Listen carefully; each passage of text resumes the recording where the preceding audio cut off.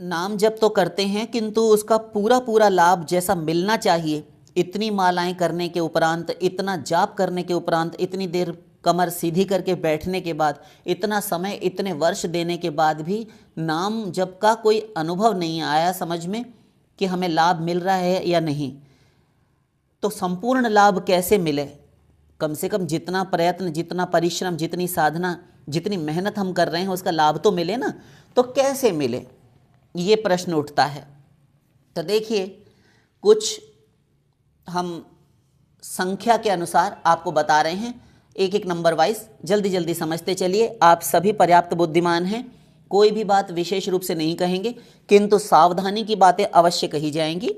तो इतना यदि आपने पालन कर लिया तो लाभ अवश्य ही आपको प्रत्यक्ष अनुभव होगा। देखिए, नंबर 1, सर्वप्रथम तो इष्ट देव राधा रानी, राधा कृष्ण यानी युगल सरकार, या स्वयं श्री राम हो, नारायण हो, भगवान विष्णु, जो भी हो।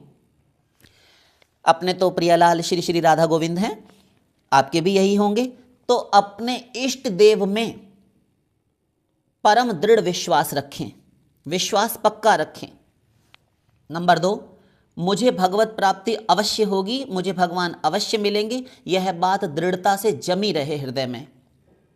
नंबर 3, साधना में श्रद्धा प्रेम होना चाहिए, जी नहीं चुराना चाहिए। आज कर लिया, कल ना किया, एक दिन 51 माला कर ली, एक दिन 64 माला कर ली, एक दिन 11 कर ली, एक दिन 5 माला की, एक दिन एक भी नहीं की।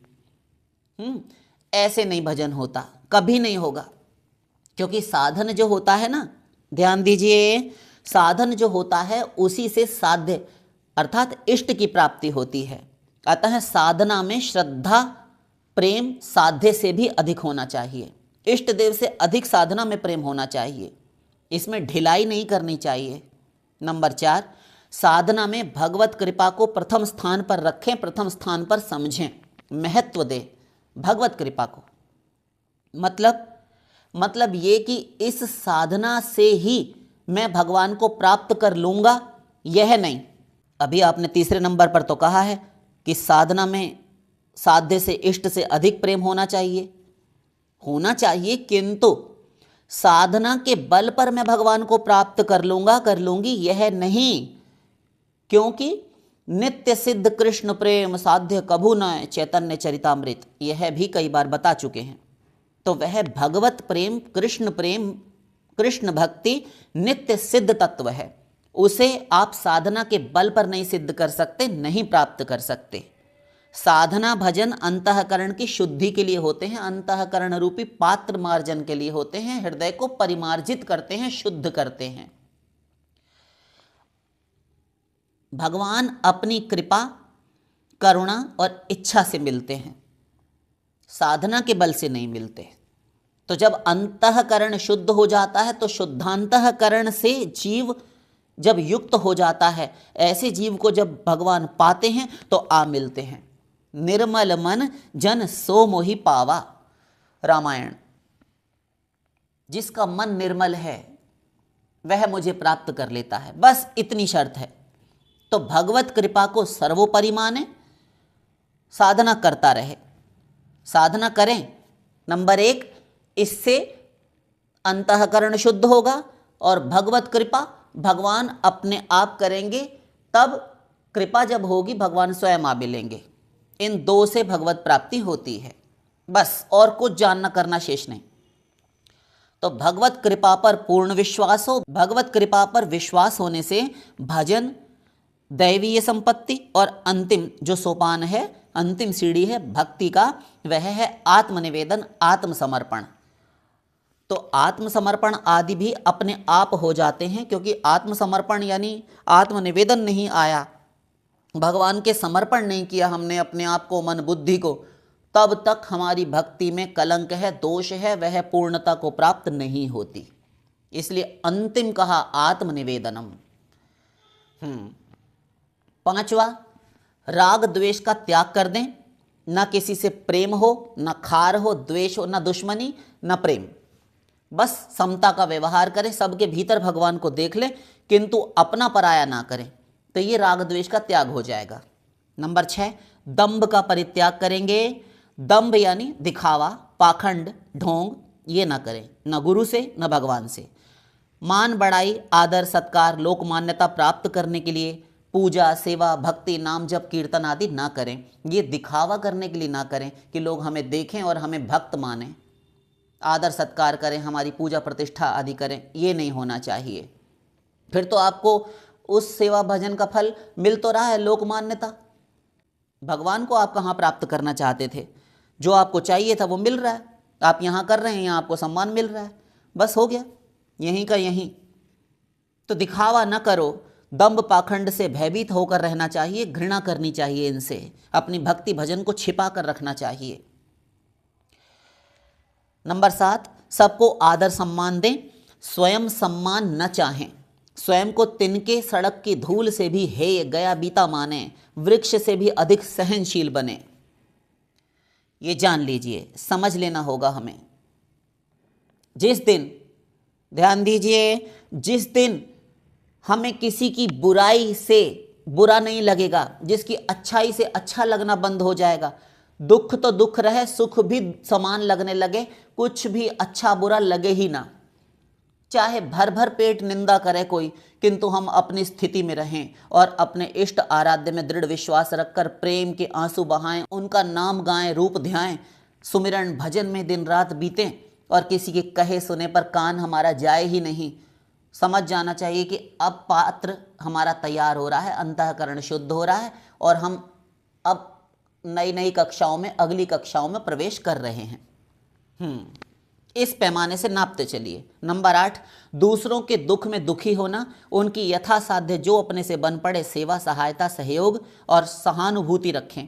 दूसरों के सुख में सुखी रहें, प्रसन्न हो और दूसरों का भला हो, कल्याण हो, यही भावना रखें और उनके कल्याण की चेष्टा भी करें, यदि हो जाए क्रिया से, शरीर से तो। नंबर 9, अहंकार भरी वाणी, गर्व भरे वचन कभी न बोलें।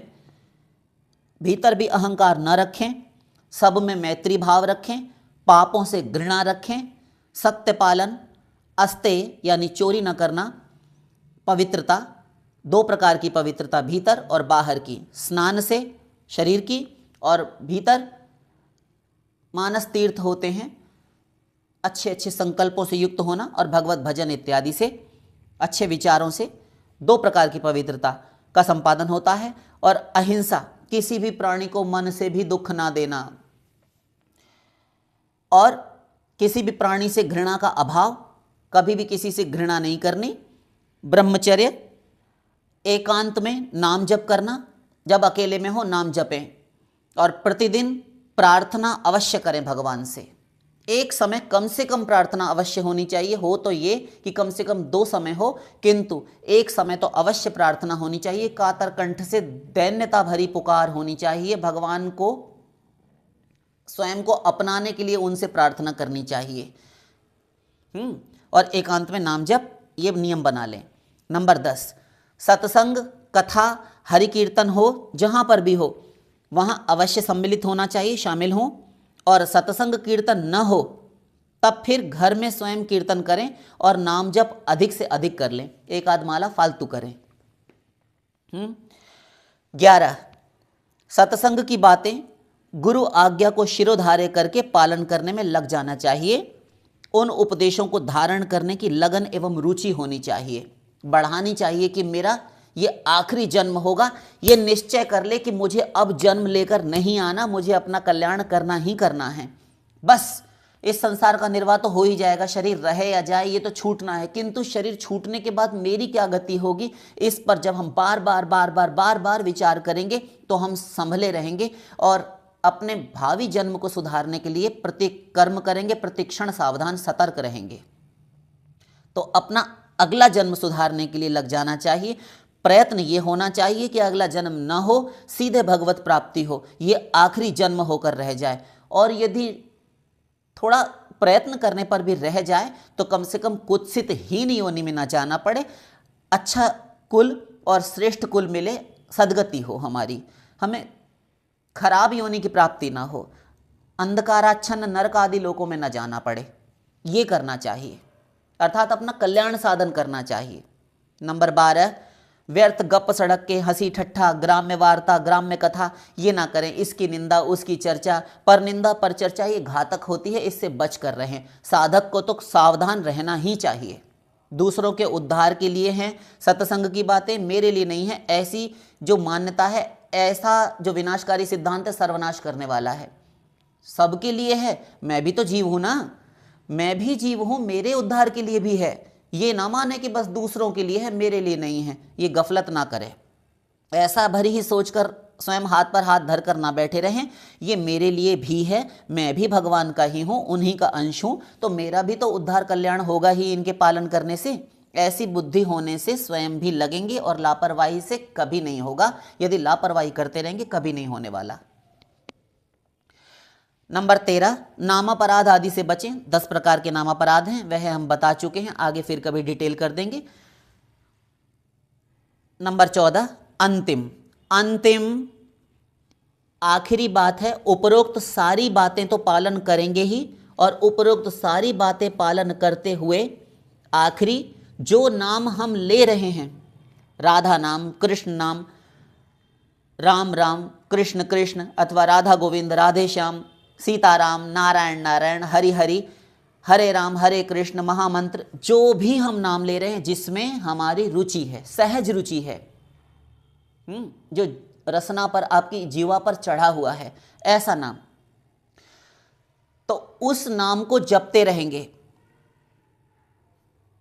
चाहे उपांशु जपें, चाहे वाचिक, चाहे मानसिक, कैसे ही जपें, किंतु उस नाम में नामी, ध्यान दीजिए, उस नाम में नामी अर्थात भगवान बैठे हैं और अपनी अनंत शक्तियों के साथ बैठे हैं।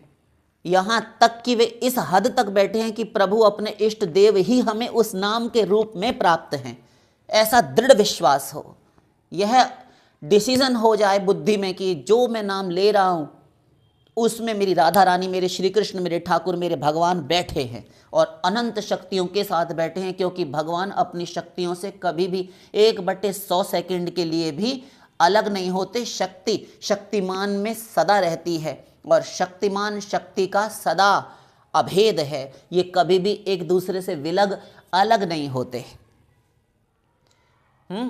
तो नाम साक्षात भगवान है। यह ऐसी भावना दृढ़ करके जिस दिन नाम लेंगे और 1, 2, 4, 10 बूंदे आंसू आने लगेंगे, अश्रुकंप, पुलक, स्वेद, रोमांच, मूर्छा इत्यादि ये स्थिति उत्पन्न होने लगेगी, जिस दिन ऐसे लक्षण शरीर में प्रकट होने लगेंगे कि आपने नाम लिया, आंखें भर आईं, बरस पड़ी, पुलक होने लगा, शरीर पुलकित हुआ, रोमांच, रोंगटे खड़े हो जाना, ये सब लक्षण यदि आने लगें, उस दिन समझ लेना कि तुम सही नाम जप कर रहे हो और सही साधना जा रही है तुम्हारी। साथ में उसको छिपाना भी आना चाहिए, गोपनीय रखना, ये पहले कह आए हैं।